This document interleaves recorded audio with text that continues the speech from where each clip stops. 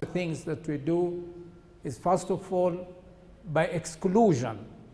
If we get any kind of flu or fever, we must exclude corona. In other words, we must be on the lookout on how best to exclude the possibility of exposure.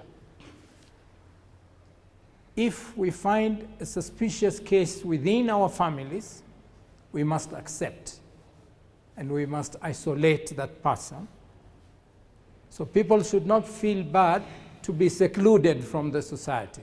Just like the Sheikh has said, that we need to do isolation or self-quarantine, as it is now referred to. Secondly, we must seek medical care for any illnesses that we have in our homes.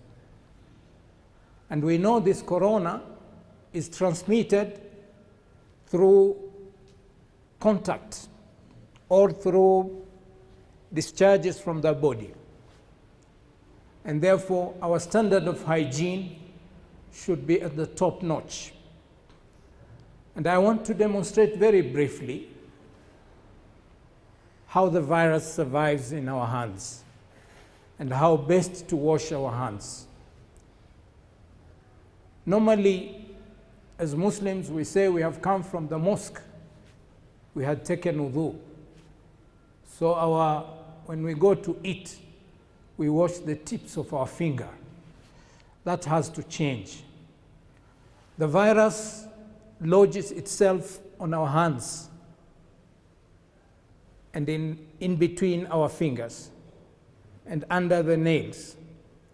And therefore, the washing of the hands shall be a bit more thorough than before.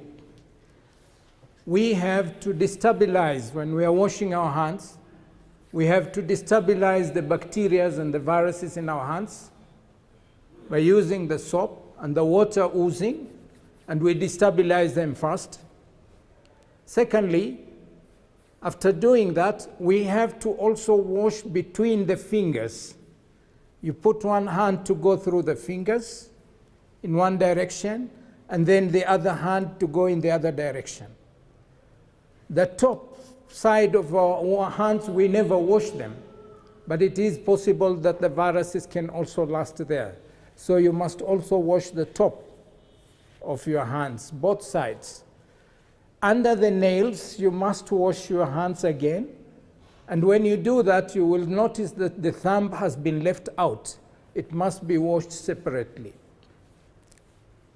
Both the hands, and then the wrist.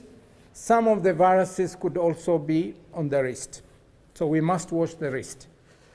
When we sneeze, we release many bacteria and viruses. The best way, and the Prophet, I'm told in one of the sessions here by one of the sheikhs, is that he used to cover his mouth. We encourage that you don't sneeze in your hands.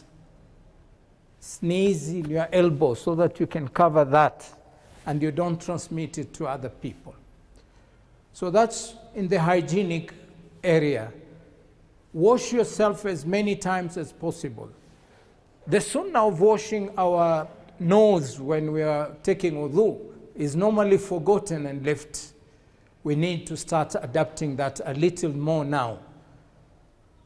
And then when we have a patient, try to keep him away. Reduce the travels. Reduce traveling excessively from one place to the other. We will be assessing this situation. In Britain and the US, they are now working towards the vaccine development. They have already identified the genetic structure. They have already found the diagnostic kit that can very quickly determine. We hope that this vaccine will come very soon. The other issue is to make sure that in our homes, we have at least the medication necessary, the sanitizers and other items, and the masks, at least to use in the houses. In case of shortage of these masks, you can even use a cloth, because this virus is a bit big. It cannot penetrate the cloth, the ordinary cloth. So we need to do that.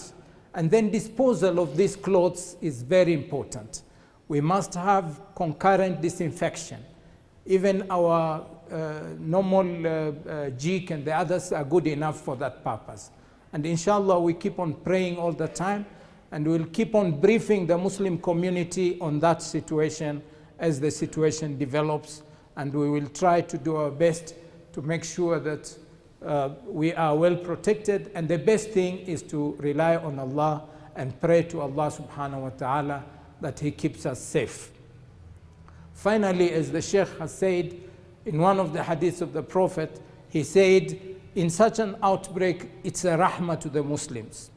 If you get it, if you are afflicted, and you trust in Allah, and you accept it from Allah, you get the ajr of a shaheed.